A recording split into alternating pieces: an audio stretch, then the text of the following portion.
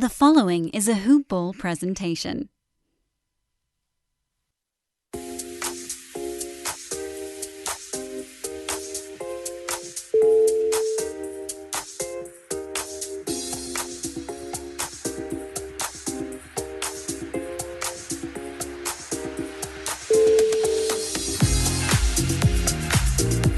Hello and welcome to the Box Score Breakdown Show, a hoop ball presentation. This episode is brought to you by Hawaiian Isles Kona Coffee Company. Get some delicious coffee and taste the Kona difference. Head over to hawaiianisles.com. You can also find their delicious coffee on Amazon. My name is Adrian Benjamins, and I'm joined as per usual by Captain Curt Beach. Curt, how you doing, brother? Adrian, my good sir, I am living the dream, just winding up a nice Turkey Day weekend, ready to hop into some hoops. Yes, and we have a very nice slate of games in front of us, man. So I do not want to waste any time, Curt, because when you and I get together, it is guaranteed to be a lot of talking, a long show. But, Curt, before we get down to business, I want to remind the great listeners to check out the Hoop Ball Brews Letter. The godfather of Hoop Ball himself, Aaron Brewski, does a newsletter touching on all NBA teams, everything you need to know. You guys go sign up for this if you haven't already. Go to www.hoop-ball.com/newsletter. It is fantastic. Curt, when I very first started getting into fantasy, Aaron Brewski was one of my favorite follows. One of the guys I love to follow the most. He was at Roto World at that time, and I would get giddy when I'd wake up to read the dose or the daily dose or whatever they called it. And he was the author, because I knew it was going to be loaded with goodies. It was going to be, sometimes a lot of people, when they're doing those daily doses and stuff, like, they'll just say something, but then not really put a spin on what it means for fantasy. Like, they'll just say, oh, this guy was great. He had a great line and he went off. But, a lot of times you want to know, a guy went off, but what does that mean for fantasy? Does that mean we need to go pick him up? Does that mean nothing? Does that mean... And so Aaron always had the best insight. I would always love when he would do his Brewski breakdown. Man, that was the best. So this newsletter, man, is kind of like... it feels like that to me, like those early Brewski breakdowns. What do you think, Curt? Yeah, I totally agree. And like you, when I was getting into fantasy for the first time, I was following Roto World a lot, and I was super excited. I'll always see his stuff on there. I liked that he didn't feel like he needed to go with the crowd, and that he'll give you some hot takes. And that's what I found the most interesting. I'd follow some of his hot takes, and like 99% of the time, they ended up being great pickups. Yeah, which is also why, the Brewski 150 rankings is like the same thing, right? It's like he was just never. It was always so different. Like, you would see guys ranked 40 spots differently than the consensus, and I just loved that bravery. That, like, you know what I mean? He was never scared to go against the norm or go against what the general consensus was. And so anyways, man, go get the Brewski newsletter, the Brews Letter. Curt, are you ready to dive into this action-packed night of fantasy action? Adrian, I'm ready to rock and roll. All right, man. I believe my head is spinning from today. So I believe the first game of the night was the Miami Heat and the Brooklyn Nets. This one was a tight game, very close. The Heat getting the victory 109-106. Gonna jump in on the Miami side of the game first. I'll start with Jimmy Butler, man. 20 points, a steal, a block, 2 assists, 7 rebounds, 1 3. 5 of 17 shooting, not great, but he was 9 of 10 from the line and putting up some great value this season. Especially, Curt, he fell to, like, I saw him I think in my home league, he ended up going like round 3. So some people got some really good value on Jimmy Butler this year. One of my favorite players this year, I got a lot of shares of him. Bam Adebayo, a big double double, 17 points, 16 boards, 1 steal, 1 block, 1 assist, 6 of 14 shooting, 5 of 7 from the line. Um, Robinson with a double double, 10 points, 10 rebounds, 3 threes for him on 3 of 6 shooting. Kendrick Nunn with 11 points, 3 assists. He only shot 5 of 15 with 1 3. Myers Leonard getting the start, but really don't like him, especially for standard leagues. Only saw 19 minutes and only shot 3 of 5 for 9 points, 6 boards. They do have some nice options off of their bench. Goran Dragic, 24 points, 6 assists, 2 rebounds, 3 threes on 9 of 18 shooting. That's pretty good usage. He came off the bench, but took the most shots out of anyone on this team. So he feels really a really safe option, even though he's coming off the bench. Probably the big letdown. I know in deeper leagues, Kelly Olynyk was a popular ad, but only saw 6 minutes here tonight. In fact, you know what, Kurt? I better double check this. I just want to make sure he didn't get hurt and I didn't miss it, but I'm not seeing any injury. So really strange. Only 6 minutes for Kelly Olynyk. He's been much better. Tyler Hero is off and on. Hard to trust in standard leagues. Only 4 points in 21 minutes. Winslow is back in action. 10 points for him, 3 assists, 5 rebounds. He was 3 of 12, 1 3. I don't know if he's going to continue coming off the bench or if he'll eventually start. I think, Miami's been pretty good this season. I think they probably like that starting lineup how it is. So maybe Winslow just keeps coming off the bench here. Not too much else to talk about. Kurt, what do you think of the Heat? Like you said, the thing that stood out the most to me was the Kelly Olynyk stuff. In the last 2 weeks, he'd been a top 67 guy on 9cat rating. So I picked him up in a lot of places, and pretty bummed to see this happen. Only 6 minutes, and like you said, I don't see any kind of injury news, anything like that going on. Probably, easily his worst game of the year, all zeros. But if you picked him up, I'd hold on for another couple games, see how he does. He's been top 120 or so on the season, and like I said, top 70 in the last 2 weeks. So cut him some slack for this one. Other than that, the other guy that I'm watching pretty close here, let me just plug that newsletter again from Brewski, is Duncan Robinson. And I pegged him as mainly a three-point guy who gets you points, and that's about it. But tonight he had 10 boards. Didn't do anything else in the peripheral stats, but didn't have any turnovers. But Brewski's very intrigued by this guy. Again, go check out the Brews letter. And with him being intrigued by him, again, we mentioned how his takes were some of the hot takes that we like to follow. I'm very intrigued by him. If you need a three-point specialist, maybe somebody you look at there.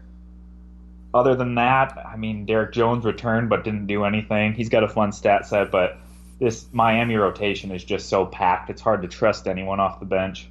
Yeah, for sure. What went down on the Brooklyn side of this game? Well, we had Taurean Prince go for 9, 7, and 5 with a steal, 3 blocks, and 2 threes. Nice diverse game from him, minus 3 of 14 from the field. Jarrett Allen had 4 points, 12 boards, 2 assists. Spencer Dinwiddie's hot run continues with Kyrie on the shelf. He had 29, 6, and 4 with 4 triples, perfect 5 of 5 from the line, 1 steal. Joe Harris is really hot lately. He had 25 points, 5 triples, 4 boards, and assist. Garrett Temple played 34 minutes. He had 7, 6, and 5. He's more of a deep league special, and he'll likely fade when Kyrie comes back, if not disappear completely. DeAndre Jordan still clinging to some value off the bench. 24 minutes for 15 and 8, 2 assists, 1 steal. Nicholas Claxton, who had some buzz a couple weeks ago in deeper leagues, was a DMP CD. And really, that's all I see here on the Nets. Not much that moves the needle for me tonight. What about you, Adrian? Man, I just want to mention that I'm thanking my lucky stars that I avoided Kyrie Irving everywhere. And I wasn't purposely avoiding him. It just, the way that my drafts shaked out, I just wasn't ever in that right slot in that second round, like that early second round to take him. And I'm just pretty happy I avoided him, man, because I just feel like I don't know, just for some reason feels like he's gonna be a headache this year with the missed games. It's just crazy how many games he's missed with his shoulder injury, and he's a guy who's had um, numerous injury issues throughout his career, dating all the way back to his time in college when he was at Duke. So I'm just feeling pretty lucky that I avoided him. Other than that, man, you nailed everything. Let's roll to the next game. The Memphis Grizzlies took on took on the Minnesota Timberwolves. Grizzlies getting the victory 115 to 107. And this one was a little surprising to me because we were missing Morant, we're missing Valanciunas in this one. We're missing, Kyle Anderson didn't play in this one, and so I really expected the Timberwolves to just roll over the Grizzlies. So was a little shocked when I saw that the Grizzlies got this victory, and I'm gonna start on the Memphis side of this game first, and I'll start with the Jay Crowder, who put up a double-double, 12 points, 10 boards, 3 assists, 2 threes, 4 of 11 shooting. I think he's worth owning, even in standard leagues with all these injuries to the Grizzlies. Now, he's likely never going to blow you away with a big line, but, nights like tonight are why he's useful in leagues. Dylan Brooks is prone to have some nice scoring games, and tonight was one of those nights. 26 points with 4 threes on 9 of 18 shooting from the field. He was a perfect 4 of 4 from the line. He also added 3 assists. You guys, with the news of Ja Morant likely going to be out he will be week to week. I'm expecting us to not even see him this week, maybe miss most of next week, so with back spasms. So with that news, go make sure that Tyus Jones is not sitting on your wire. I think he's even worth owning, even in standard leagues. Tonight, in just 25 minutes, had 12 points, a steal, a block, 7 assists, 4 rebounds. I think this is what you can expect, and I think on some nights he's going to be even better than this. From what I was hearing, they did not go with Jones down the stretch. They ended up going with DeAnthony Melton. This likely could have been due to a size issue. The Timberwolves are starting Jarrett Culver at the point guard spot. He's got a lot more size than Tyus Jones. So I think on most nights we're going to see Tyus Jones hit that 30-minute mark, and I think he's going to be worth owning all over the place. Super mega disappointing from JJJ tonight. Fouled out in 19 minutes, but did have 12 points and assists, 2 rebounds, 2 threes on 5 of 10 shooting. Look, fouls is his Achilles heel. He just has such a high foul rate. He just hasn't figured that out yet. He's still a baby. I don't even think he's 21 yet, Kurt. I think he's still 20, or maybe he is 21. But so hopefully he gets the foul trouble worked out, because we all salivate on the potential of JJJ, but really tough on nights like tonight. Brandon Clark has been pretty good for the most part, so tonight definitely disappointing. Only played 10 minutes and pretty much put up a goose egg. I want to double check. No injury for Clark tonight. Oh no, he did actually leave. Left this game with hip soreness. So keep an eye on Brandon Clark. That could be an issue. Maybe he's going to miss another game or so. Let's see. Off the bench, they got some nice run from a lot of their bench guys. Allen with 13 points, 5 rebounds, 3 threes on 4-9 shooting. DeAnthony Melton showing some of why people got excited about him last year at the draft, with 9 points, 8 assists, 2 steals, 1 block, 1 three, perfect 4 of 4 from the line, 2 of 10 from the field. I actually have this guy in some really deep dynasty leagues, but man, I was really disappointed when he got moved to the Grizzlies because they got Tyus Jones and they've got the point guard superstar of the future in Ja Morant. So definitely not a great landing spot for DeAnthony Melton. So other than that, really hoping we see Jonas Valanciunas back soon. I'm also hoping we see Ja Morant on the sooner rather than later, and would like to see this team back at full strength. Curt, what do you think of the Grizzlies? Man, Adrian, just all their starters going down or not playing, and they still pull off the victory here. Like you said, Tyus Jones, he's going to be a fun streamer for assists and steals for however long Ja's out, and getting that week-to-week news on him means, I mean, you probably at least got one solid week out of him. I think Memphis goes 3 times next week, so he should be definitely owned in most standard leagues, even if it's just for the week or two. Off the bench, so many numbers there, but hard to trust these guys. Like you said, Brandon Clark only played 10 minutes and JJJ fouled out in 19. So it's hard to trust these guys, but Bruno Caboclo, man, his 12 and 13 with 1 assist, 3 steals. He had a really solid run last year around the fantasy playoffs, and he helped win me a couple leagues. So I have a little bit of a soft spot for him. I don't know. You could roll the dice on these guys if you were probably more of a DFS punt type, because for soreness for Clark, he probably won't be out too long, and if JJJ can figure out the fouling, these guys, their minutes are going to evaporate some. Yep, I agree. What went down on the other side of this game, Minnesota's side of this game? You got it. For Cat, he went for 21 and 12 with 5 assists, no defensive stats, 1 3-pointer. Kind of an off shooting night for him. 7 of 20 from the field, 1 of 10 from deep. Same for Andrew Wiggins, 6 of 17 from the field, but he pitched in 18, 6 and 7, 1 assist, 1 steal, 2 blocks, 1 3.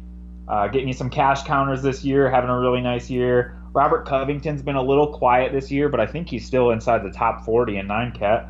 13, 3 and 1 with 1 steal, 1 block, 3 threes.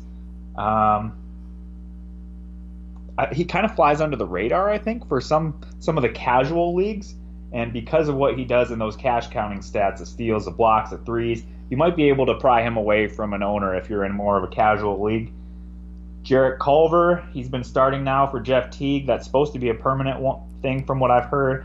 14 points, 7 rebounds, 1 assist, 1 steal, 1 3. Only 26 minutes.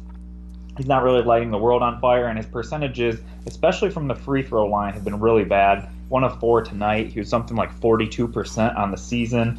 And I think he's honestly one of the worst guys when you factor in both field goal and free throw percentage on the year. But he'll probably turn that around some. I think he was a 70% or so foul line shooter in college. Off the bench, Jeff Teague, naturally, losing the starting gig, we're hearing lots of questions. Should I drop Jeff Teague? But he played 26 minutes. He only took 4 shots, but he was 8 of 8 from the free throw line. He had 13 points, 4 rebounds, 6 assists. And really, that's what you're looking for from Teague, is those low teens scoring nights, 6, 7, 8 assists. And he's probably going to shoot more than 4 times most nights. So if, say, he gets another bucket or 2, you're looking at 15, 17 points, 6 assists.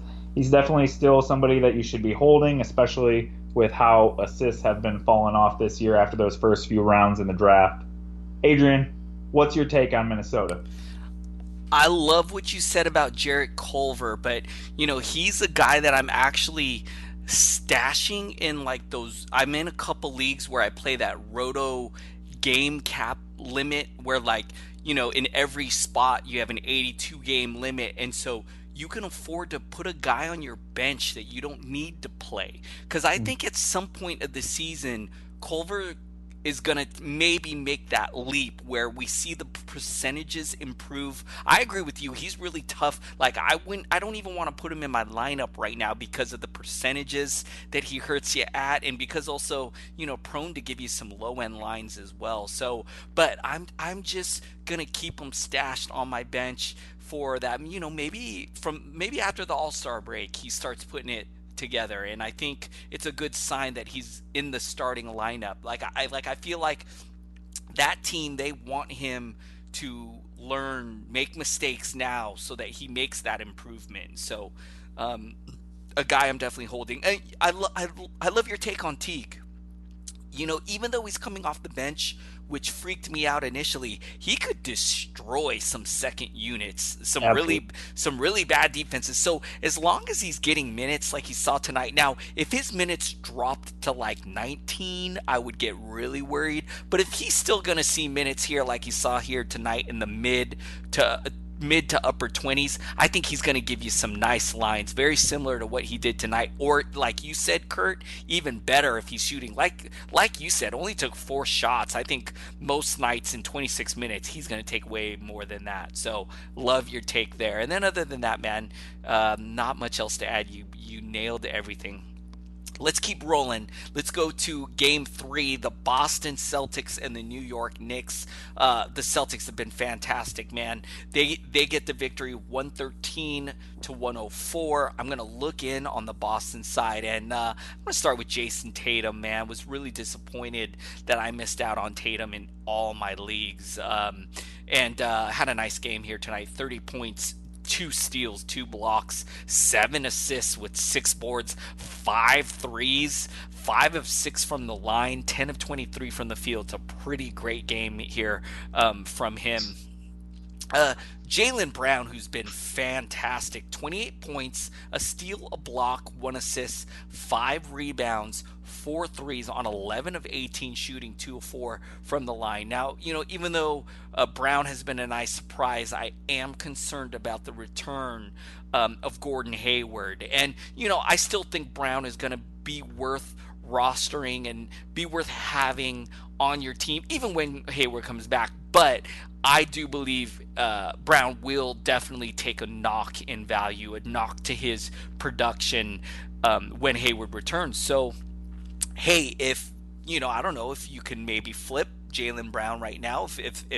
If there's other people that are forgetting that Gordon Hayward's going to be back soon, maybe you can move Jaylen Brown. But anyways, Kemba Walker, so happy, Curt, that this guy did not get hurt and that he's okay. I was watching that Celtics game when he hurt his neck, and was like, anytime a guy gets taken off on a stretcher, it's like the scariest thing in the world, man. You're not even worried about basketball. You're like worried if they're gonna walk again. Like, it's like that intense. So to see this guy already playing over 30 minutes, had 16 points, 10 assists, steal. I'm just so happy that this guy is healthy and back and playing great. 5 rebounds to 3 threes on 6 of 18 shooting. Marcus Smart only no points tonight, no defensive stats, 3 rebounds, no threes. Wow, this is a really awful night from Marcus Smart, but I think he'll be much better than this. Daniel Theis, 2 points. I think, I've seen him picked up and being played in some deeper leagues, like 14-team deeper leagues. It's just nights like tonight are why it's kind of rough.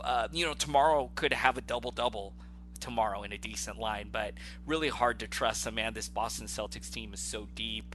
Off the bench, Cantor's only getting 16 minutes, but he put up a double-double, 11 points, 11 rebounds, 1 block on 4-7 shooting. It's kind of clear that they like Cantor coming off the bench. Robert Williams, who I know a lot of people were high on, but man, with this 3-headed monster at center, I just don't think it's going to happen for him. And don't really trust anybody else off this bench with this team being so deep. Curt, what do you think of the Celtics?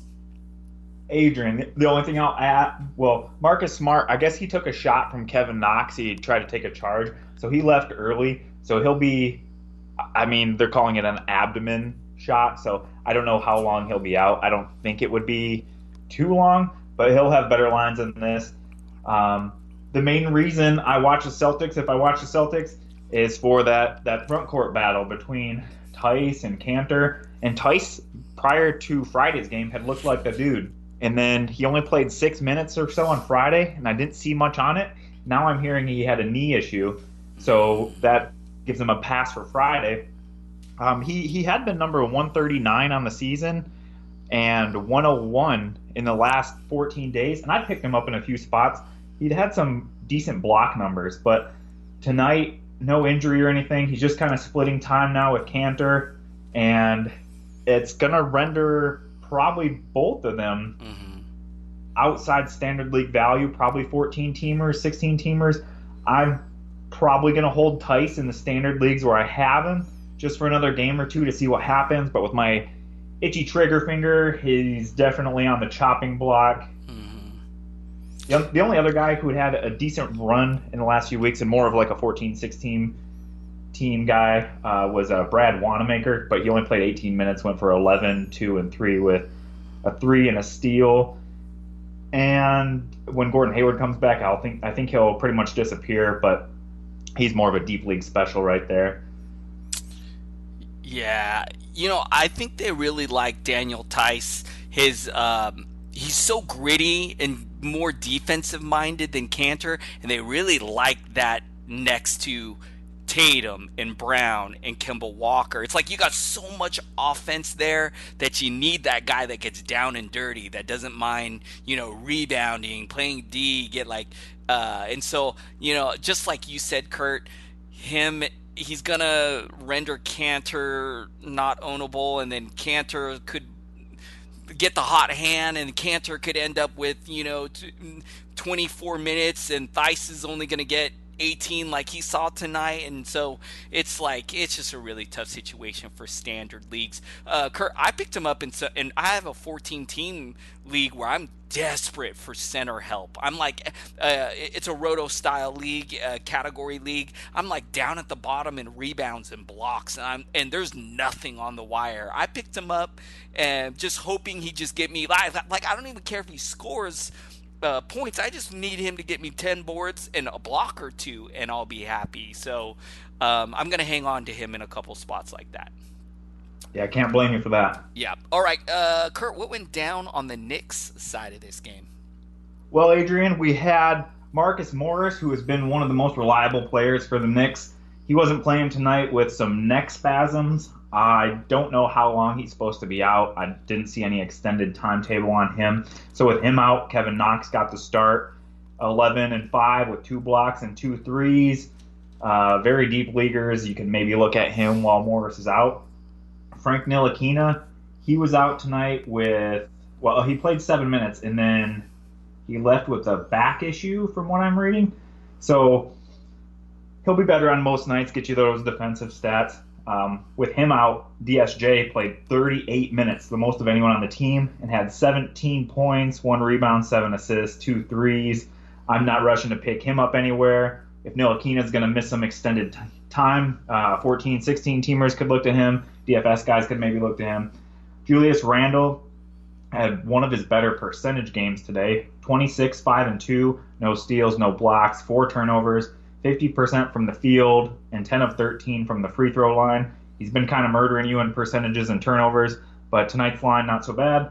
Taj Gibson started, 4 steals, nothing to see there. RJ Barrett shot 4 of 13 from the field, 8 of 13 from the free throw line, so like his buddy Randall, just murdering you in percentages, but didn't turn it over today. He had 16 points, 7 rebounds, 1 steal, 1 block, and Damian Dotson. He popped up today. I may have said before I had a softness for him last year because he went on a 3-point barrage last year and really helped me in some leagues. Played 32 minutes, had 10 points, 2 threes, 4 rebounds, 3 assists, 1 steal, 1 block. Probably not worth looking at this point. The guy you are probably getting sick and tired of us saying is a buy low is Mitchell Robinson. He fouled out tonight in only 20 minutes, 6 points, 5 rebounds, no blocks. I think that's only the second time this year he didn't have a block. If you're trying to find the silver lining, I guess you could say he went 100% from the field, 2 for 2, and 100% from the free throw line, 2 for 2. I'm still considering him a buy low. And even if this wonky season or low minutes, falling out, he's still having the same issues he had last year. But even with that going on, he's still averaging about 2 blocks a game. So that's, I think, in the top 5 of the NBA if I'm just spitballing. And we know that if Fizdale gets fired or if Robinson can tone the fouls down, he can get closer to that 2.5, maybe 3 blocks a game. It really sucks if you spend a second or third round pick on him. I don't think he's going to be a returning value near that. Maybe a top 50 type guy. Things break right, maybe 40, 30. But I'm still trying to buy low on him because those block numbers are just so juicy, and he can win that category on his own. There was a game last year, I think, in November, so just over a year ago, where I first took note of him, where he blocked 9 shots in one game. Somebody who's got that kind of potential needs to be owned, and I would continue to send buy low offers for him. Adrian, what's your take on the Knicks? Oh man, I'm just every day thankful that I avoided pretty much all Knicks. And I know Dennis Smith Jr. could be a popular pickup tonight because of the fact that he had 17 points and it looks like a nice line, but this guy has been just notorious for bad percentages, very bad inefficiency, high turnovers. So I don't want anything to do with him. And we're still waiting for Elfrid Payton to return, and I still think that Ntilikina is like their starter. So it's just a bad situation in that backcourt. And I like your take on buying low on Mitchell Robinson, only because, man, I know some people that have Mitchell Robinson and they're like frustrated and fed up. So I feel like you can kind of take advantage of that feeling that these managers have that have Mitchell Robinson, and I think you can really get him pretty low right now. And as you said, this is a guy, if he does start rolling, a lot of buzz that Fizdale will eventually be out in New York, and if that's the case, maybe we got a head coach who really lets Mitchell Robinson loose, and man, this guy can put up some high block numbers without a doubt. So yeah, I like that take, Curt, on buying low on Mitchell Robinson. And man, it just feels like his value just gets low, like lower and lower as we wait. So yeah, make that move. All right, you guys, let's keep it going here.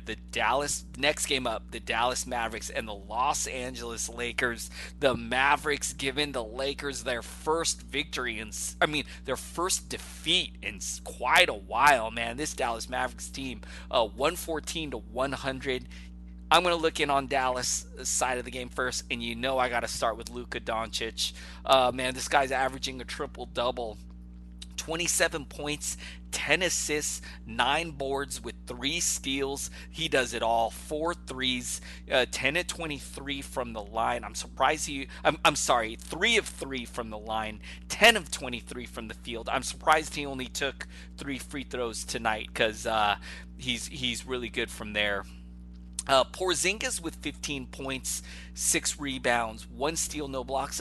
Porzingis has been a little disappointing, these low-end lines like we saw here today, but you definitely just gonna stick with him. I don't know, maybe even float some buy low offers for Porzingis. I know some guys who used like a 3rd-round pick on Porzingis, and they're not exactly ecstatic with his production so far.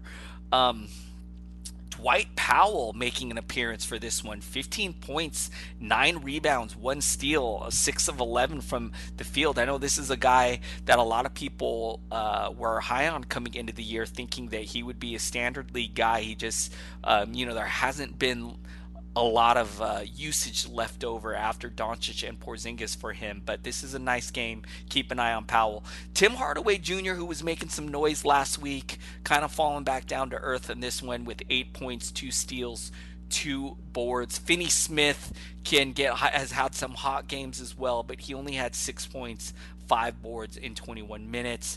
Off the bench, I've seen DeLon Wright getting dropped in some shallower leagues, and even though he came off the bench, 17 points, 4 steals, 9 assists, 3 threes tonight on 7 of 12 shooting. I think people thought that he was going to do this throughout the season. So keep an eye on DeLon Wright. I think too, if he was dropped in your league, it could be worth a pickup. If it's a really shallow league, like a 10-team league, probably not. But I've got some 12-team leagues where if somebody dropped them, I've got some garbage on the end of my roster that I would drop for DeLon Wright if he was available.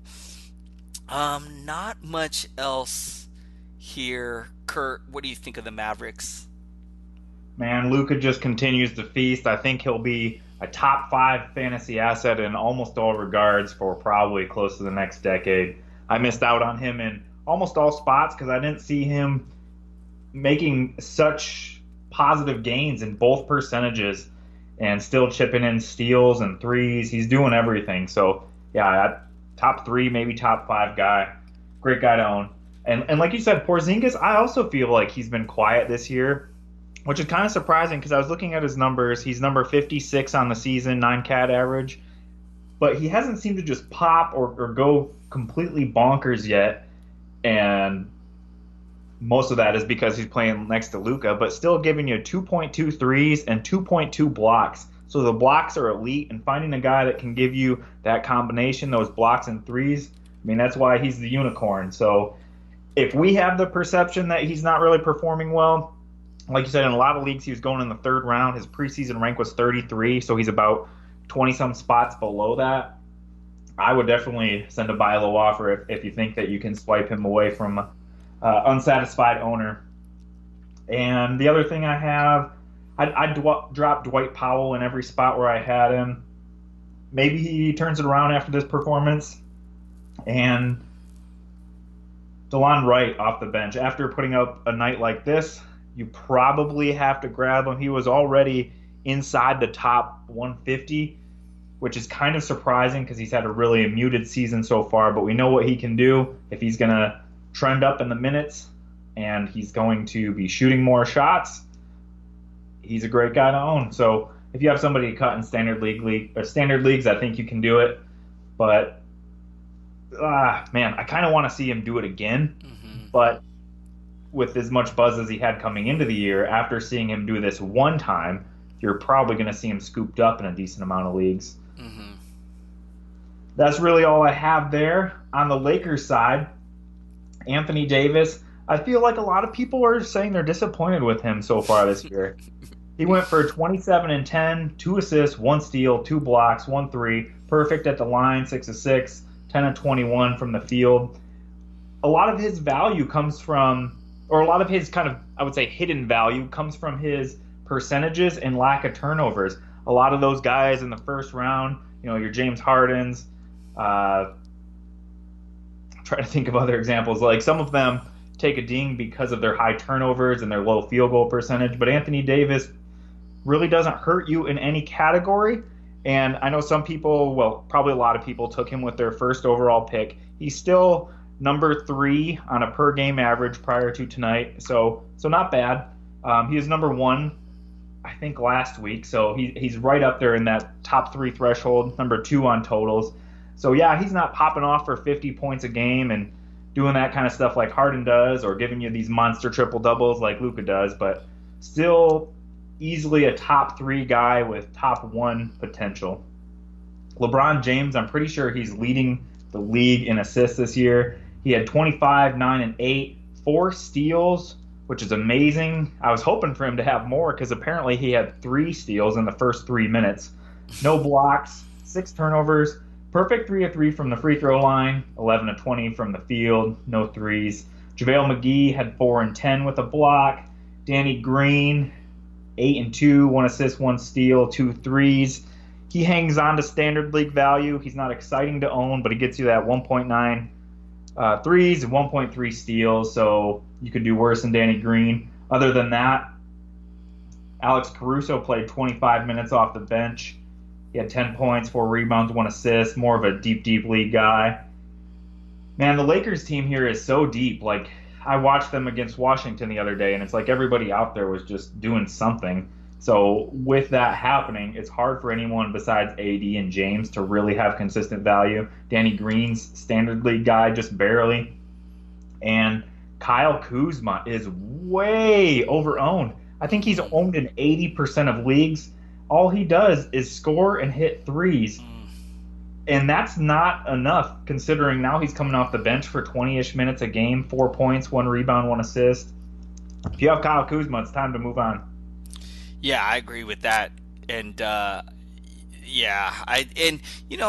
think most of us expected this from the Lakers, that it was going to be LeBron and it was going to be AD, and everyone else was going to be, there's going to be some nights where Danny Green blows up, some nights where JaVale or Dwight Howard have a big double-double, but from a night-to-night basis, it's hard to trust that. And Curt, I'm one of these guys that drafted Anthony Davis with the number 1 overall pick in the Hoop Ball Staff League. And, when you take a guy, when you have the number 1 pick, the biggest problem is that player you choose needs to finish as the number 1 player. So your margin of error is like really small. So like if you take a guy number 1 and he finishes as the number 5 player, you pretty much failed. Your job when you have the number 1 pick is to pick the guy who's going to finish as the number 1 player. And so that's a kind of a difficult thing to do. And so, I agree with you. Anthony Davis is great. In fact, I'm looking at the overall ranking, and he's sitting number 1 from what I'm seeing. He's been fantastic. But I think what the problem is, Curt, is you see Harden flirt with 60, and then you're like, man, why didn't I pick James Harden? Like, I had an opportunity. And, it's like a guy blows up for 60 multiple times, or like that can single-handedly win you a head-to-head matchup. So I think, it's I'm one of these guys that, like, I drafted Anthony Davis, and I agree with you. Anthony Davis is great, but you're just really nitpicky up at the very top because you're just thinking to yourself, did I get the very best guy? And so, it's just a kind of a difficult situation sometimes to be in. That sounds horrible, right, Curt? I'm like making it sound like it's hard to have the number 1 pick. No, this year, man, it was tough. We had 4 guys. Some people were saying 5 competing for number 1. Yeah. You had AD, Towns, Harden, and Curry. Obviously, Curry's been eliminated from that, but you couldn't have predicted that. Just some bad luck. And some people were saying Giannis. I had him firmly number 5 because of the free throw percentage. I wasn't expecting to be this bad. But yeah, I hear you. So you get that number 1 pick, and I so rarely have that number 1 pick that I got it in one spot this year, and I almost panicked because you have more options. Like if you're number 3, number 4, your pick's almost laid out for you, or you have a coin flip. But at number 1, all of a sudden I started to panic, and I did end up taking Harden in that spot, and I'm loving it. Somebody actually offered me AD for Harden, and I quick turned that down. But you can't go wrong with these guys. AD, Harden, Cat, they're all going to be great. Yep, definitely. All right, let's keep it going. The next game up, man, what a big night of action. The next game up, the OKC Thunder versus the New Orleans Pelicans. This was another tight game, man. The Thunder getting the victory. This is what I love. Not a lot of blowouts. This is great. The Thunder getting the victory 107-104. I'm going to take a look at the Thunder side of this game first. Some nice lines from the Thunder. The one that's popping out at me the most is Danilo Gallinari with 23 points, 11 rebounds, 3 assists, 8 of 14 shooting from the field, 4 threes on 3 of 4 from the line. We knew that Gallo was going to be a good option this year as long as he stayed healthy, and he's kind of living up to that standard. And so fingers crossed that this guy can just stay on the court all year, because I feel like he's been pretty good. Shai Gilgeous-Alexander with 17 points, 9 rebounds, 2 assists, 1 steal, 2 threes. He only shot 5 of 17 from the field, but he did go 5 of 6 from the line. And I feel like this is a pretty good game. He had a couple games last week where he put up some low end lines, like 9 points with little else. So it's nice to see him have a nice game like this, and hopefully he can get rolling here. Chris Paul has been pretty good. He has been quietly really solid this year. 16 points with 8 assists, 4 rebounds. No defensive stats, but did give you 2 threes on an efficient 6 of 9 shooting from the field, 2 of 2 from the line. Steven Adams, man, this is what I like to see. I expected Steven Adams to really see a spike in his boards and his production this year, with Westbrook being gone and Jeremy Grant being gone. So really happy to see him get a double-double here. 17 points with 10 boards, 2 blocks, 1 steal, 6 of 7 from the field, 5 of 6 from the line. Let's hope he can get rolling. Was dealing with some minor injury stuff to start the season. So let's hope this guy can get healthy and start rolling for you. Dennis Schroeder is a guy you don't mind owning off the bench. 17 points, 2 assists, 3 rebounds. He's been pretty good. I was not even expecting him really to be viable in standard leagues, and he's definitely been that, if not more.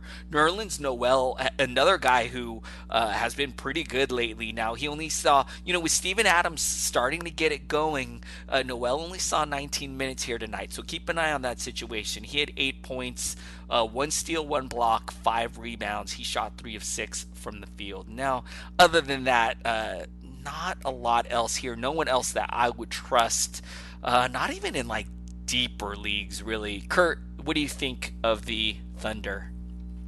You nailed it, Adrian. The only guy that has really been moving the needle lately is Nerlens Noel. He's number 86 on the season, 9-cat, on the strength of 0.9 steals and 1.8 blocks, and that's been up even higher in the last couple weeks. But like you said, Steven Adams isn't just going to fall apart, which it seemed like maybe he would earlier in the season. So he's been doing that in only 18 minutes. So wow. Number 86 in only 18 minutes, he definitely needs to be owned. Personally, I don't own him anywhere, and I'm just not stoked with the minutes. I like my guys to be getting 25, 30 minutes a game. But you can't argue with number 86 on the season. And if Adams goes down or gets traded, gets shut down, Noel could have a solid run. I don't really have anything else on the Thunder. It's kind of the usual suspects here. All right, what went down on the Pelicans side of this game? On the Pelicans side, Brandon Ingram, who's been one of the biggest surprises of the season for me. He's been a second-round guy. He played 40 minutes tonight. 20 points, 7 boards, 4 assists, no steals, but did chip in 2 blocks and 2 threes. And he was 2 of 2 from the free throw line. The things that I didn't see holding were the defensive stats and the threes, but they have been. And on the season, probably the biggest surprise for me is that he's shooting 80% from the free throw line and 49% from the field. He's having a monster year. I think he definitely will take a hit when Zion comes back, so you could probably try to sell high. I can't see him dropping a whole lot, maybe a round or 2 in value. Jahlil Okafor got a start tonight. 4 points, 2 boards, only played 9 minutes. I don't want anything to do with him in almost any league. Jackson Hayes played 26 minutes off the bench for 9 and 7 with 1 assist, 1 steal, 2 blocks. Hayes has been a decent streamer, 14-16 team grab, but you'll see him probably become mostly irrelevant when both Zion and Favors come back. Favors didn't play tonight. He's dealing with the death of his mother, so sorry to hear that for Favors. He's been out 7-8 games. I don't know how long he'll continue to go be out, but hope all's well with the Favors family. Lonzo Ball started tonight. He went for 14 and 7, no steals but 1 block. He did have 4 threes. Getting the start was nice because we had that quote from J.J. Redick not too long ago where they said they'd finally found a starting lineup that worked, and that starting lineup included not Lonzo Ball. So the fact that he's starting, he looks good out there. He looks to have corrected his shot, especially from three-point land. And if he's going to take the majority of his shots from 3, 8 out of 11 tonight were 3-point attempts, he's definitely going to be a solid guy to own, and he can help you in steals and blocks. His free throw percentage is never going to be great. I think it's around 50%, less than 50% on the season, but it only takes about 1-2 a game, so it's not as bad as it sounds. I sent some buy low offers for him, picked him up in a couple leagues. J.J. Redick, he's been having a nice bounce back from earlier on in the season when it looked like he was a clear-cut candidate. He's been really turning it on. Tonight was actually a quieter game from him. 13 and 3, 1 assist, 1 steal, 3 threes. Only played 29 minutes. He's been great, top 110 type of guy. Drew Holiday, 26 and 4. Three threes, no steals, no blocks, but no turnovers. He's been turning it on, taking more of a command of the team, which he needs to do. So he'll trend up. I don't know if he's going to be that late first, early second round type guy like some people were expecting, but he continues to raise his value in the recent weeks. Off the bench, Josh Hart, I think this was his first game back. Maybe it's his second. He played 33 minutes. He had 11 and 11, 2 assists, 2 steals, 2 blocks, 3 threes. So very nice in the cash counting department from Josh Hart. What is that? 7 cash counters. Nickeil Alexander-Walker, we know what he can do in limited minutes, but this team's very deep. He was DMP CD tonight. Kenrick Williams was a popular ad in recent weeks. He didn't play tonight because of left ankle issues. Really, that's all I have. Zion's nearing a return, so that'll be fun for this team. Adrian, what's your take on these Pels? Man, you nailed it. You covered everything. You know what? My question, though, for you, I agree with you. You know, Ingram has just been out of his mind. Great. I pulled up the 9-cat player rater total value. He's like flirting with second round value. And so, you know, he's going to start when Zion gets back. He's still going to see big minutes, but you just expect Zion to be a high usage guy. You expect him to take a lot of shots. He's a really good rebounder, so you wonder if he's going to siphon off some rebounds from Ingram's plate. So, you know, I really like your take about like trying to sell high on Ingram, but Curt, let me ask you, I mean, this guy right now flirting with second round value, like if somebody offers you a fourth round guy for Ingram, are you okay with making that move? Like, what's your point as far as like what you're getting back in return?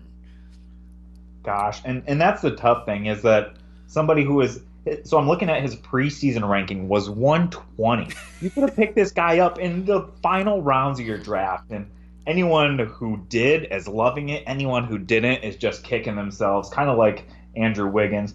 But so he's averaging 25.9 on the season in points.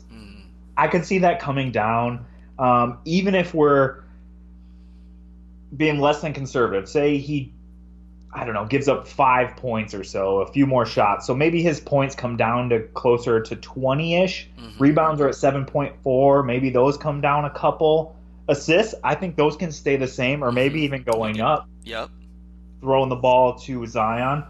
Steals and blocks, I don't see why those should change. His turnovers might come down because when you have such defensively a guy who's going to command so much defensive attention, maybe he's not going to turn it over as much. So maybe his 49% from the field can actually come up too. So it's kind of like he's going to help Ingram but also hurt him a little bit.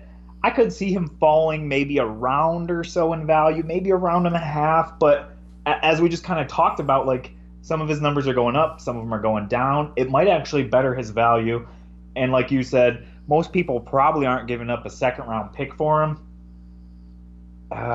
As much as you want to sell high, it might be hard to realistically do that. Yeah. What kind of like second, third-round guy would you accept for him? Well, man, like, you know, I'm just looking at the player right now.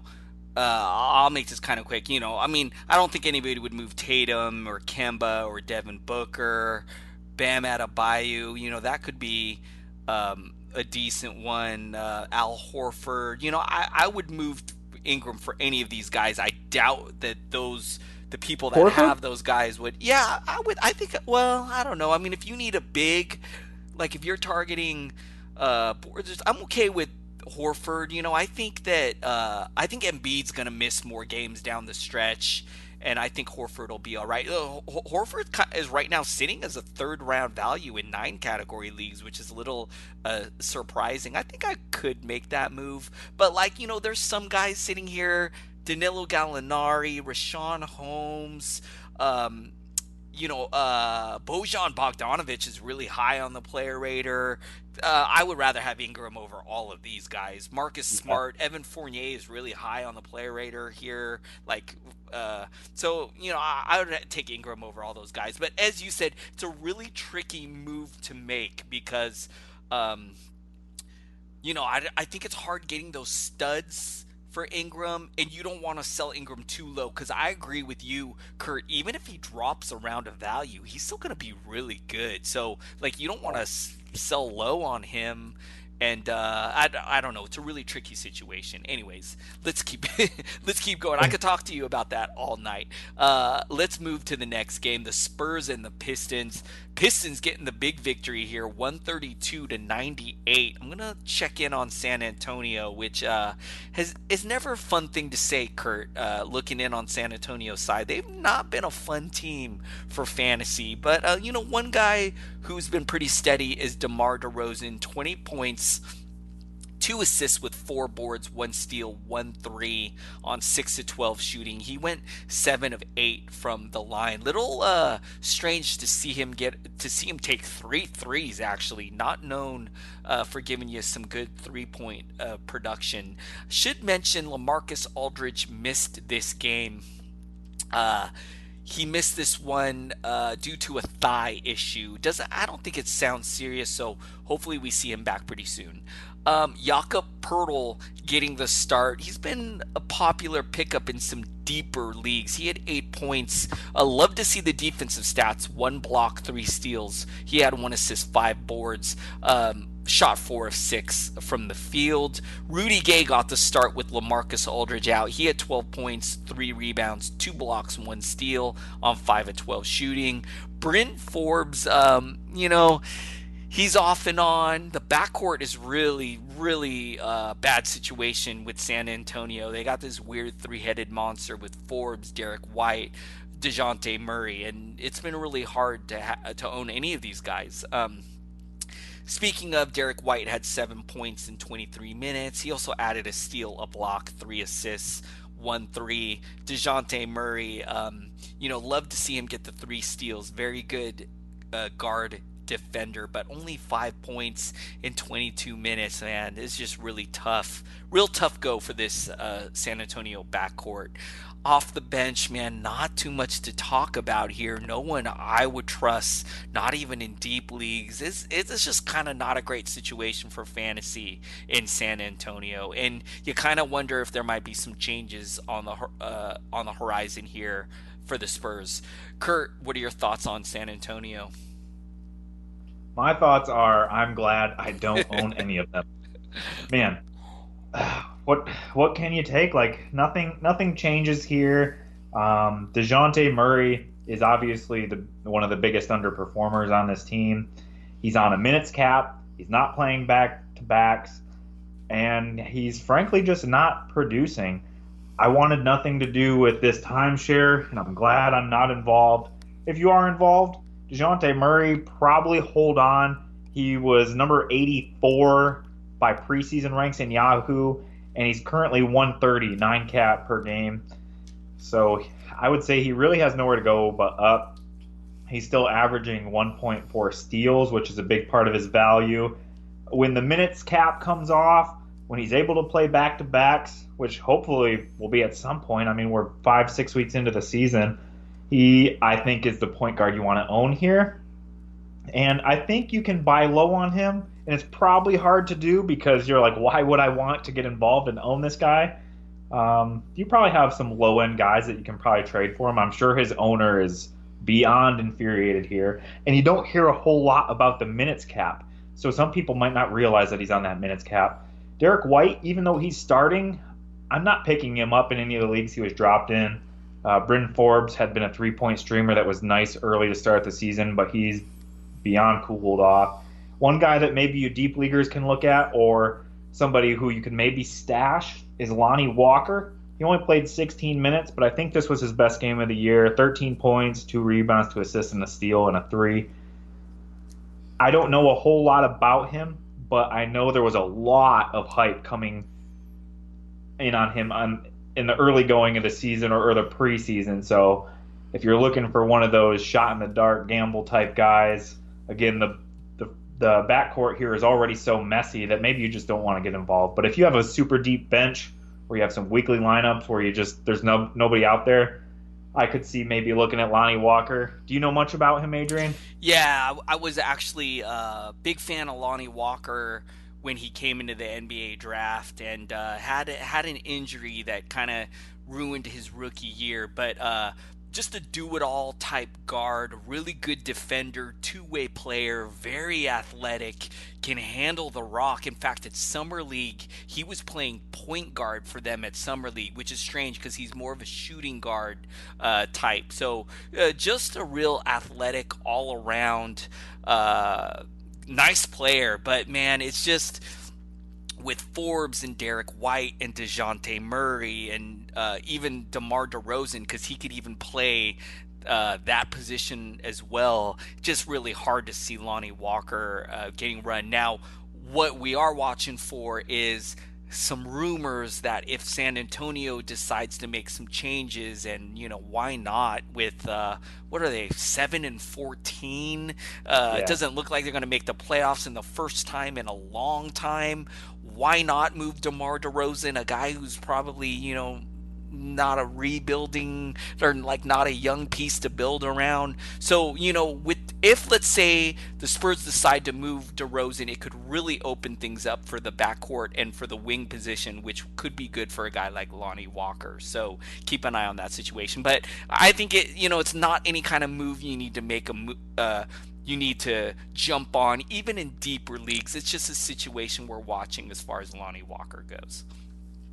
All right, what went down on the Pistons side of this game? Alrighty, so some of these lines are a bit muted.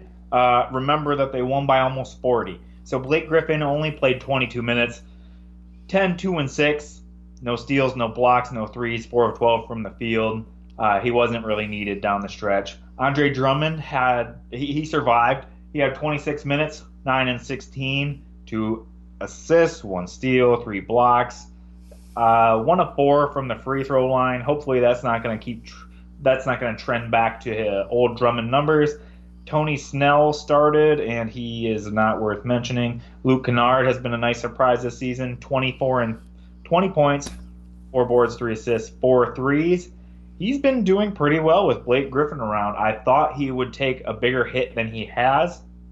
You can probably just keep holding on there. Maybe you can sell high, but we haven't seen a big ding from Blake Griffin on him so far. Bruce Brown, 13 and 7, 3 assists, 1 3. Only took 8 shots. He's been an okay guy to own, probably in 14-teamers, I would say, or if you have somebody that's just trash on the end of your bench in a standard league, he should probably be owned in all 14, 16-teamers and deeper. Christian Wood is probably the most noteworthy guy for the Pistons tonight. He only played 22 minutes. He had 28 points, 10 boards, 2 assists, 1 steal, 1 block, 2 threes, 11 of 14 from the field, so that's not really sustainable, and 4 of 4 from the free throw line. You might see people run to the wire and pick him up. Remember, the Pistons won this one by almost 40, so I probably wouldn't do that. He's a per-minute monster, kind of like Chris Boucher. And he's out there in limited minutes. He's going to get you stats across the board. He's more of a stash, in my opinion. If you have a super deep bench, or you're in one of those weekly lineups leagues where you can afford to keep him on the bench, kind of as a handcuff to either Griffin or Drummond, maybe you could do that. But in terms of standard leagues, probably even 14-teamers, I don't think he's a pickup. I'm going to massacre this guy's name. Sviatoslav Mikhailuk. I know the last name is Mikhailuk. He played 23 minutes. He had 13 points and 2 threes, maybe very, very deep leagues. One guy who took a hit tonight, but again, just throw this away if you own him because of the blowout. Langston Galloway only played 21 minutes, and he came off the bench. I'm pretty sure he's been starting in place of Tony Snell, so I'm not sure why they moved to Tony Snell because, he kind of smells. Langston Galloway had 8 points and 2 threes. Really, guys? Derrick Rose only played 19 minutes. Again, blowout factor. 10 points, 10 assists, 2 steals, 1 block, 1 3. So Derrick Rose really gave you a solid line in only 19 minutes. Other than that, Adrian, I'm not moved by anything that happened on the Pistons side. Are you? No, not at all. Although Christian Wood, man, he is very tantalizing, but Yeah. as you said, Curt, under the current situation, I don't think we need to make a move on him. But now, in certain situations, in certain leagues where you can afford to stash a guy, I think the Pistons are interesting because they are, what are they, 7-13? They're like three spots out of the playoffs in a weak Eastern Conference. I mean, what what am I trying to say here? Why do they want to keep doing this, man? There's been some buzz that that Charlotte has some interest in Andre Drummond. Really? Why not try to move Drummond? Why not try to move a very injury prone Blake Griffin, who you haven't been able to win with? And if the Pistons ever decide to go down that road this year, which in their current trajectory, why not? I think now Christian Wood could be an interesting guy, as well as Luke Kennard, who you mentioned, and we could throw maybe Bruce Brown into that category as well. So, it's the usual suspects with the Pistons, unless they decide to blow it up. And then, Curt, we might be running to the wire to grab a guy like Christian Wood, who, as you said, Curt, in the similar as in the Chris Boucher vein, can put up this guy can put up some big numbers given the opportunity. So a guy I'm definitely watching, and in the right situation, if I have the luxury to stash a guy where I'm not getting killed, and I can stash a guy in deep leagues, I might already try to make that move. But anyways, it's maybe it's just me being hopeful, Curt. I don't know, man. Okay, let's jump over to the Utah Jazz and the Toronto Raptors. Wow, my computer's loading. Okay, here we go. The Raptors getting the victory 130-110. I'm going to look in on the Utah side first. And pretty disappointing game from Mitchell Robinson. 16 points, only shot 6 of 16, 4 assists, 1 steal, 1 rebound, 2 threes. A guy who's been really good, Bojan Bogdanovic, man. This guy has been really good. Just I feel like he kind of just took over that Joe Ingles role we've seen in seasons past. 11 points, 1 3. Tonight didn't really have it going here tonight, but man, he had some lines last week that had me shaking my head. Like, wow. He only shot 5 of 14, 7 boards, 2 assists. Gobert with doubled with 12 points, 11 rebounds, 1 block, 1 assist, 4 of 7 shooting, 4 of 8 from the line, prone to have some bad shooting from the line. Mike Conley turning things around, 20 points for him, 2 assists, 3 rebounds, 4 threes on 7 of 13 shooting from the field. He was perfect 2 of 2 from the line. Let's see, off the bench, Green had a nice game off the bench. Jeff Green, prone to have some nice games, but man, in just 15 minutes, hard to trust. But tonight had 19 points, 2 steals, 3 rebounds, 1 3. He was a perfect 6 of 6 from the line, 6 of 11 from the field. But man, even in deep leagues, I don't think we can trust him. And not too much, man. Joe Ingles, I've seen him hit the wire pretty much everywhere, and he's going to probably stay there on the wire this season, man. It's just not happening for him. Curt, what do you think of Utah? The only thing here, like I said, that I'm kind of monitoring, and honestly not really even actively monitoring, is Joe Ingles. He had a couple good games, so maybe he was going to string it together. And tonight, 6, 3, and 4. Played 26 minutes, which is encouraging, but this was in a 20-point blowout, so he can't even put up decent numbers in a blowout. I don't know if it's a mental thing coming off the bench, because he normally is a good contributor, even in like mid-20s minutes, but I'm not picking him up anywhere. He's been dropped in almost every one of my leagues. And I think you said Mitchell Robinson, but I think everyone knows you meant Donovan Mitchell. Did I say it? Oh. No, no worries though. I just had to double check and make sure we weren't looking at Knicks. The other guy, Oh, no, man. my good man. The other thing, like you said, Conley. I own him everywhere. I bought low on him where I could, and it just doesn't seem like it's in the cards for him to be that top, I don't know, 40, 50 guy that we were hoping. He's currently 223 on the season, 9 cat average. But I think better days are in store. Just remember again that this is only the first time he's ever playing with a brand new team. So he's been in the league, 10, 12 years, and this is the first time that he's playing with a new team. So it's going to take time to get integrated. He probably wants to defer some. Yeah, I own him everywhere. I think he's still a buy low guy, but where he finishes is definitely very cloudy at this point. Other than that, like you said, I don't see much off the bench here. You want to jump over to the Raptors? Yes, sir. All right. Pascal Siakam's great season continues. He had 35 points, 5 rebounds, 5 assists, 2 steals, 5 3-pointers, and he took 9 of them.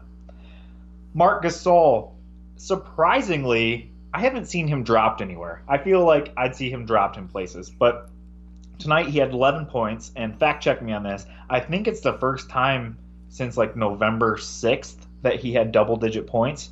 He also had 5 rebounds, 6 assists, no steals, 2 blocks, 3 threes. The surprising thing is, you think he'd do better with Ibaka out? It took Ibaka coming back for him to get double-digit points, so that's strange. He's definitely not the Marc Gasol of old. What is he, 35 now? But he's still getting hefty minutes. He's still starting, and he's contributing in pretty much every area besides points. So he's low key. I mean, kind of decent. Let me see. Where is he on the player rater so far? He is number 195. Okay, so he's kind of low. He was default ranked number 76 coming this season. So you're definitely not getting the return you hope for. But I don't think he's droppable. Norm Powell, 15 points, 5 rebounds, 3 assists, 4 steals, 2 threes. That is a very well-rounded line, but Lowry is due to return any day now. And when he does, I think Powell is going to become basically irrelevant, maybe a 16-teamer. And he doesn't normally give you these peripheral stats, the 5 rebounds, the 3 assists, the 4 steals. He's mainly a points and threes kind of guy. Fred VanVleet, 21 and 11. He had 5 rebounds, 1 steal, 5 threes. He's been having a monster season. I have to admit, I did not see it coming, not to this extent anyway. But I think he's a sell high guy. He's still going to be fine when Lowry comes back, but he's definitely going to take a ding. Chris Boucher, one of those other per-minute monsters we talked about. He only played 5 minutes. Not worth owning anywhere if he's not going to get minutes. If there was ever a time for him to break into standard league value, it would have been when Ibaka was out. But Ibaka's back now. He played 21 minutes. He had 13, 4, and 3 with 1 steal, no blocks, but he had 2 threes. Rondé Hollis-Jefferson continues to get minutes. I would think they'd go to Boucher over RHJ, but Rondé had 10, 6, and 2, 1 steal, 2 blocks. I haven't looked at his value, but he's probably a 14-team grab. I don't think he's worth a standard league pickup. Terrence Davis, he's been a nice 3-point guy off the bench, but I don't trust him in standard leagues, maybe 14, 16-teamers, 13, 4, and 3, 2 threes. I missed OG Anunoby. He played 30 minutes. He had 10 points, 5 boards, 2 assists, 4 steals, 1 block, no threes. Only took 5 shots. He's been trending down early in the season. I think he was basically a second rounder. Right now he is currently 75 in 9 cat. His blocks have dropped below 1. There was a point earlier in the season where he was 1.7, 1.7, 1.7 for 3 steals and blocks. The steals have dropped to 1.1 on the season, and the blocks have dropped to 0.9. Threes have gone up slightly to 1.8. He's not going to be that second round type guy, but I've seen drop questions for him. Like I said, he's still number 75, and a guy who, on a worst case scenario, is averaging 111. I think he has to be owned, and if people are considering dropping him, that means you might be able to buy low on him. I would love to have him on any one of my teams. Adrian, what's your take on these guys? Man, you covered it all. The Raptors are very good, man. A lot of people expected them to fall off a cliff when Kawhi and Danny Green left Toronto, but they've been really, really good this year, and they're just really talented team all around, and with Siakam emerging as a superstar, all-star type player, OG Anunoby.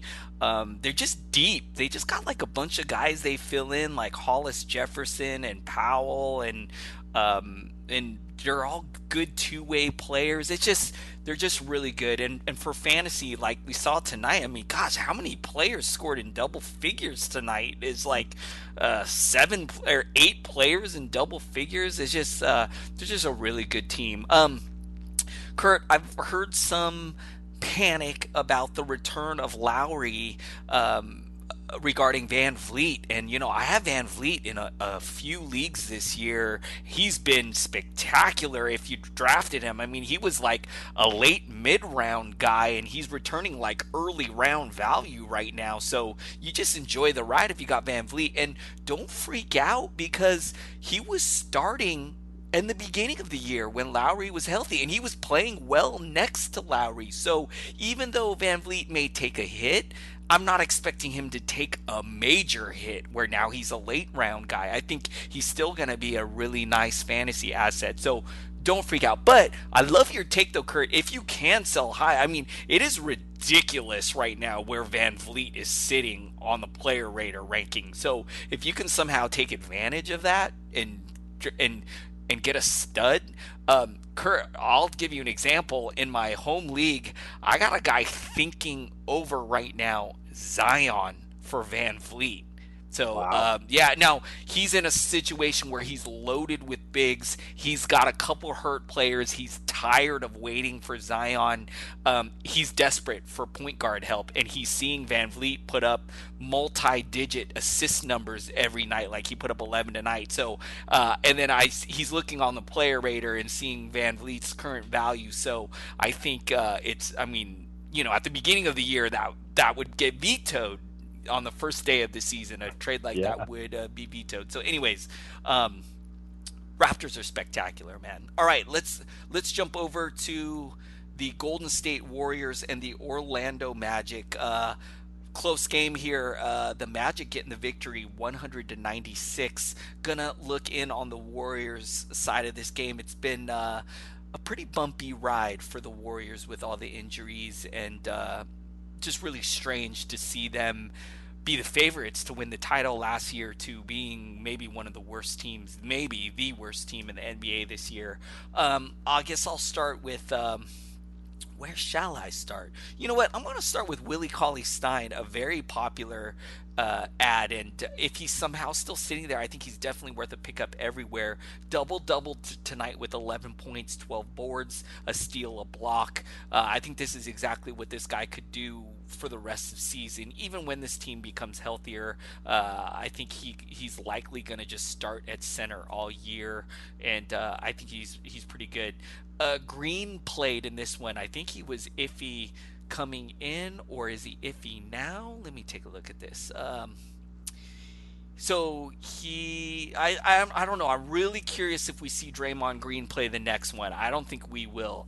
He had 11 points, 2 steals, 7 assists, 4 rebounds. I would be pretty concerned if you got Draymond Green, man. If he can somehow string together 3 or 4 good games in a row, I think you go target that team that's desperate for big help. And I'm one of those teams in a couple of leagues where I'm a big man short, and I'm like drowning in rebounds and blocks in a couple of leagues. So go target that kind of team and wait for Draymond Green to put together a few good games. Robinson, man, I feel like this guy's been pretty good. I can't remember the last time he had a bad game. 19 points and assists, 3 rebounds, 3 threes on 8 of 16 shooting from the field. I think Glenn Robinson needs to be, I mean, he's likely already picked up in all standard leagues, could in some deeper leagues could be available. I know in all of my 12 team leagues he's already gone there, but I think this guy's going to start all year, even when D'Angelo Russell comes back and the team gets healthier. I think he's just going to be pretty good. So make sure he's owned in your league. Alec Burks with a nice game here. 15 points, 3 steals, 3 assists, 5 boards, 1 3. He could disappear in the next one. So really tough to trust him in standard leagues, but we've also seen him have some nice games this year. So if you don't mind the ups and downs, could be worth an ad. Pascal, man, 17 points with 2 assists, 6 rebounds, 6 of 14 shooting, 5 of 6 from the line. He's been good. Make sure he's not sitting on your wire. I think he's definitely worth an ad. I got Kai Bowman in some deeper leagues, and I played him in the last one, and he put up a really bad game, so I decided to sit him in this one. It's like a Roto Game Cap league, and so this one the shooting wasn't great, only 4 of 12 from the field for 12 points, 4 assists, 3 rebounds. But I think Kai Bowman is worth rostering in some deep leagues. When D'Angelo Russell comes back, I don't think Kai Bowman will be worth playing, but I also think it's possible we see D'Angelo do what he's been doing this year, which is like sitting for periods of time and then coming back and sitting. Who knows? They could even move D'Angelo Russell. So I don't know. Keep an eye on Bowman or pick him up if he suits your team. Marquise Chris was a popular pickup. I'm not sure why, really, because, 3 points, 2 blocks. I just don't trust him in like a 20-minute role. I just think, he could give you a low-end double-double, but he could also give you like almost nothing. And, if you're okay with the line he put up tonight, if you're in that deep of a league and you're really desperate for big man help, I guess he could be worth an ad. Spellman, the same thing. I saw him on some waiver wire columns, and it's kind of the same thing with him. So I don't really trust Chris or Marquise Chris or Omari Spellman. Curt, thoughts on the Warriors?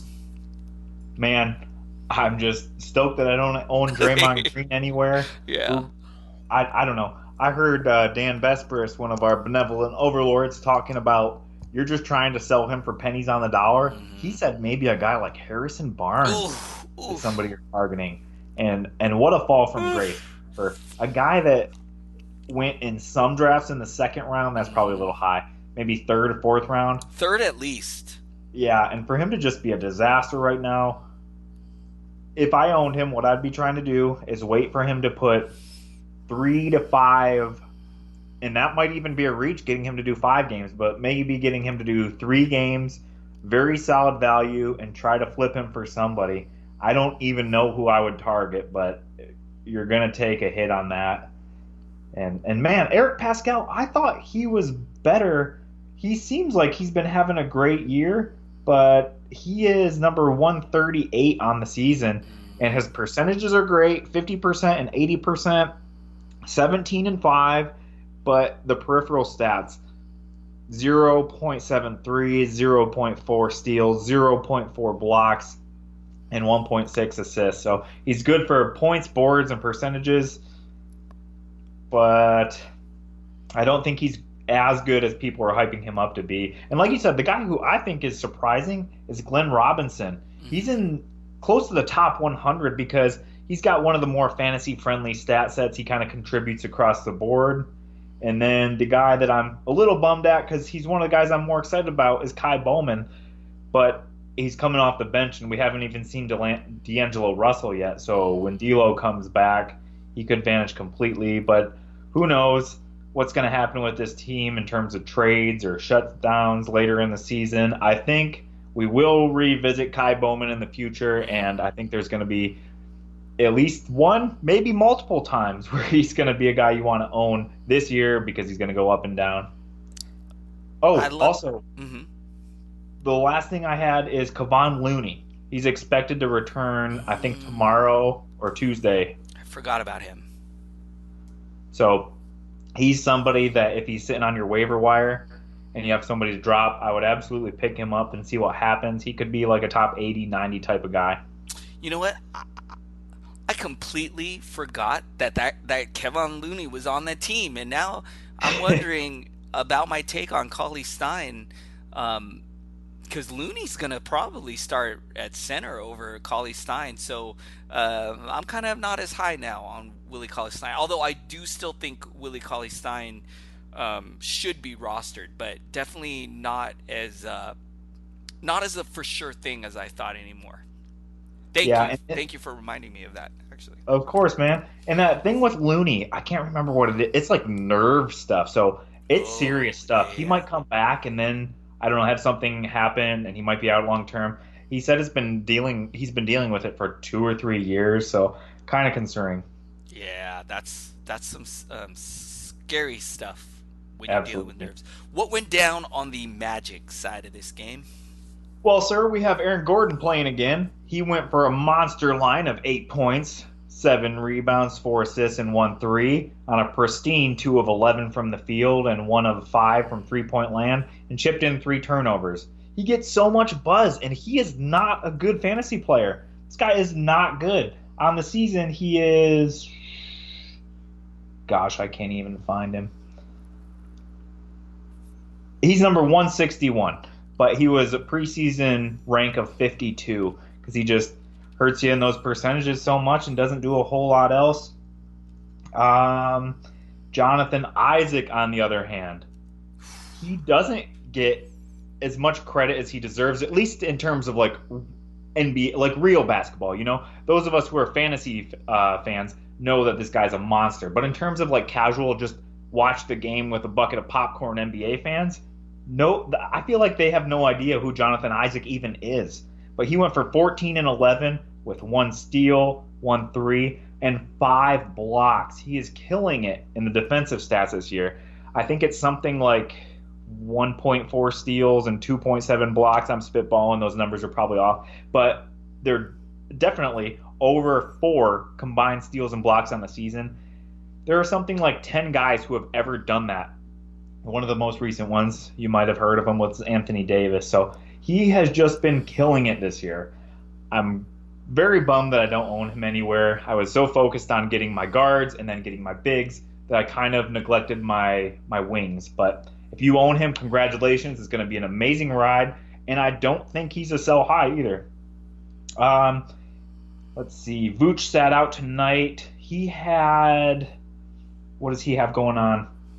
He had, it was revealed that he had a sprain, well, obviously a right ankle, but he's also dealing with a bone bruise.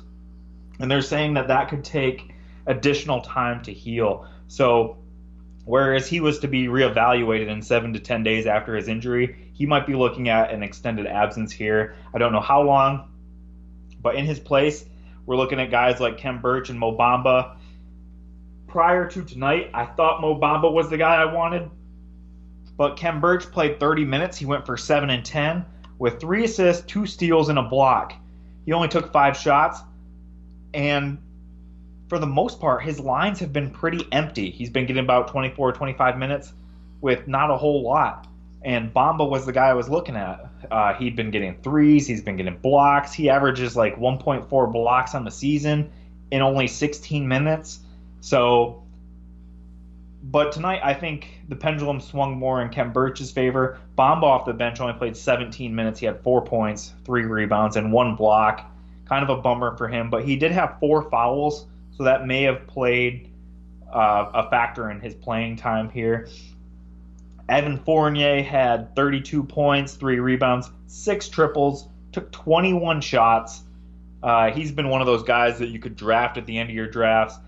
And he's been returning value. He's been doing really well. Let's see. Markelle Fultz. I was slow to the party on him, and I wasn't super stoked thinking that he could keep it up. But at this point, he's must own. He had 14 points, 4 rebounds, and 9 assists, 1 steal, 50% from the field, and 2 of 3 from the free throw line. So he's definitely somebody that needs to be owned if he's somehow still floating around. He's owned in all of my leagues at this point. I was a little too slow on him. I wasn't completely sure if he would keep it up. I had other similar guys like Darius Garland, Isaiah Thomas were all kind of in that same realm for me, and I had some of the formers. So if he's still floating on your wire, you need to pick him up. His backup, DJ Augustine, played 24 minutes, but had 0 points, 5 rebounds, 4 assists. Otherwise, of note, off the bench, we had Terrence Ross, who got to play 29 minutes tonight. He had 19 points and 3 threes. If you own Ross, that's really what you want, is a scoring in the threes. He doesn't usually get you a whole lot else. He's close to a steal per game. Today he had 1 steal, 1 assist, 4 rebounds. Al Jefferson, I didn't realize he was still in the league. Oh, I'm sorry. That's Emil Jefferson. He was a DMPCD. I got excited seeing Al Jefferson came on there for a second. Adrian, what else you got on the Magic?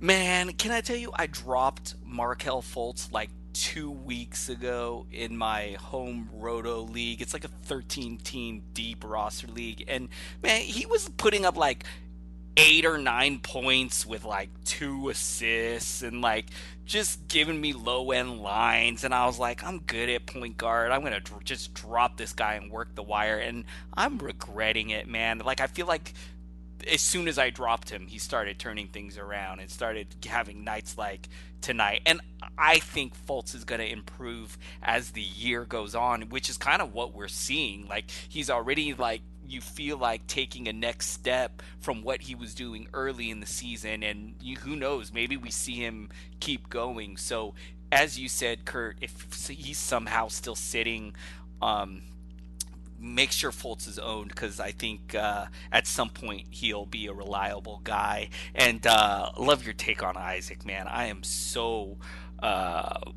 depressed I don't have Jonathan Isaac anywhere. Me too, buddy. Man. I would love to have this guy. I mean, if this guy was on my team, I feel like I would be cruising to a championship, because he's like the missing piece. And can I tell you, Curt, he is not an easy guy to trade for. I tried to float some trade offers. Like, the Jonathan Isaac owner knows that he's good, and you gotta give up like major value to steal Jonathan Isaac from a guy. So very tough guy to trade for. You got to give up a lot to get him. So yeah. I have a question for you. So we talked about Brandon Ingram and who you might sell, and we talked about guys who were taken in the second or third round. Obviously, Isaac's more around 5, 6, 7. Who would you rather have between Isaac and Ingram? I take Jonathan Isaac just because of those defensive stats. Man, 5 blocks tonight. I mean, I'm just in some leagues where I'm having trouble. I didn't draft. I was so focused on those point guards. I was 1 center short, and I'm paying the price, and I would kill to have those blocks. So yeah, man, I would take Jonathan Isaac just because of the blocks. He's just fantastic. And just as you said, Curt, you nailed it. Like, he's sneaky good because people don't realize how efficient he is. Like, he's never gonna have like a 40-point game like Harden, but like tonight, shooting, he's 5 of 6 from the line, 4 of 9 from the field, just efficient, 11 boards. He's just like a quiet monster. And man, I'm just like so depressed I don't have him anywhere. I wish I like you, Curt, was like so focused in other areas that he was going off the board. I just wasn't looking at him when he was going off the board, and anyways, missed out. All right, you guys, there's one more game still going on, and I'm going to have to take this one on later tonight solo, because my wife is probably going to murder me, Curt. As usual, Curt and I can just talk up a storm. But before we get out of here, Curt, what you up to? Where can the listeners find you at? I'm just living the dream, my good man. I can be reached on Twitter at Captain Kneghis, CAINEGHIS. It's probably in the description, kind of hard to spell. Hit me up there. I try to get back as soon as I can on any trade, add, drop questions, as long as I'm not at work. Yeah, that's really it. We appreciate you guys tuning in. If you have any feedback for us, again, hit us up. Let us know. if we're missing anybody, if we're not going in depth enough, which I think would be hard if we weren't.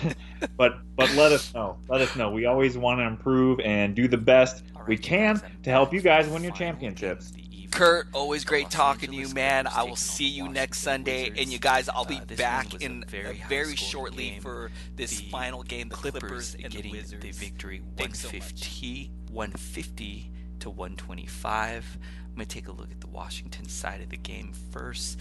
I got to start with the rookie Rui Hachimura with 30 points, 3 assists, 9 rebounds. He had 2 threes. He went 13 of 23 from the field, and this was an outstanding game from him.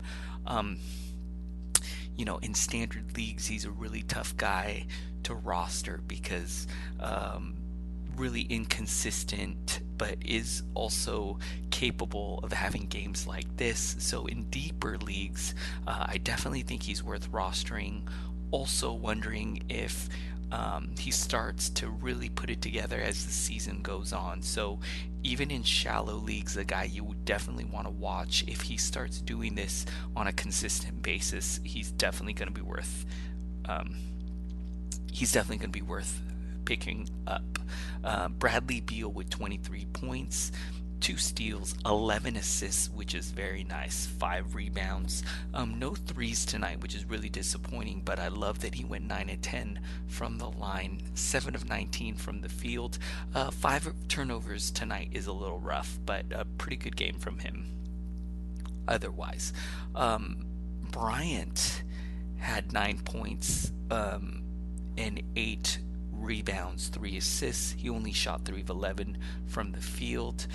Thomas with 16 points, 4 assists, 4 rebounds, 3 threes from him. He shot 5 of 11 from the field.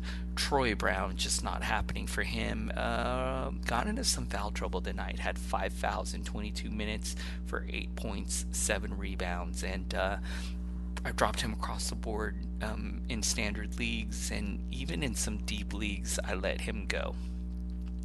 Off the bench, Bertans is a nice option. He had 20 points, 1 block, 2 steals, 1 assist.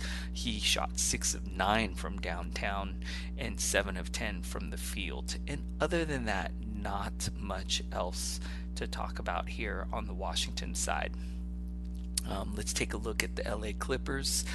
They got 31 points from Paul George and 34 points in Kawhi Leonard. And, this is really interesting. I feel like since Paul George and Kawhi Leonard have been playing together, we have not seen them both pop in the same game. And so really nice to see both these guys go off for 30 plus in the same game. Paul George also adding 8 rebounds and assists, 4 threes on 10 of 21 shooting. Both guys were perfect from the line. Paul George was 7 of 7 from the line.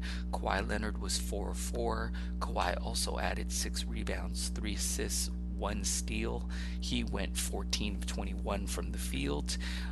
Patrick Beverley, somewhat of a letdown here.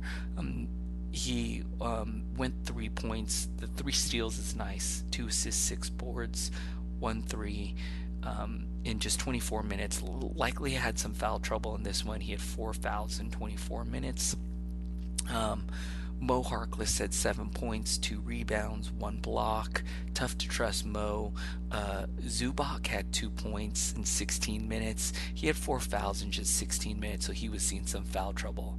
The big that you want to have on the Clippers is Montrezl Harrell, who had 23 points, 15 rebounds, a block, a steal. He went 9 of 15 from the field, only 5 of 9 from the line, but pretty nice.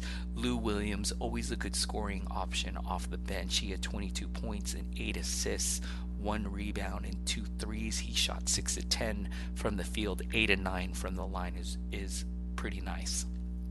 Don't really trust anyone else here, and the Clippers are a tough team because, other than Paul George and Kawhi Leonard, on a night-to-night basis, it's really tough to trust Pat Bev and Mo Harkless. Montrezl Harrell, probably the third option you want. And I feel like Lou Williams has been pretty safe and should be pretty safe going forward.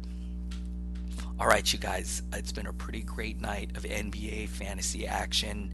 A pretty nice slate. I think tomorrow is going to be a little lighter, and so probably a little shorter, a little quicker tomorrow. Thank you guys so much. I hope you guys are having a great fantasy season. I hope your teams are doing well. I hope you guys are avoiding injury, and that your guys are, if you have some underperforming guys to start the year, I hope they're coming around. If you do have some injury guys, I hope they're back soon. And I want to thank you guys for listening and supporting the show. Hit me up on Twitter at Adrian Benjamins. Would love to hear from you guys. Thank you guys so much, and I'll talk to you later.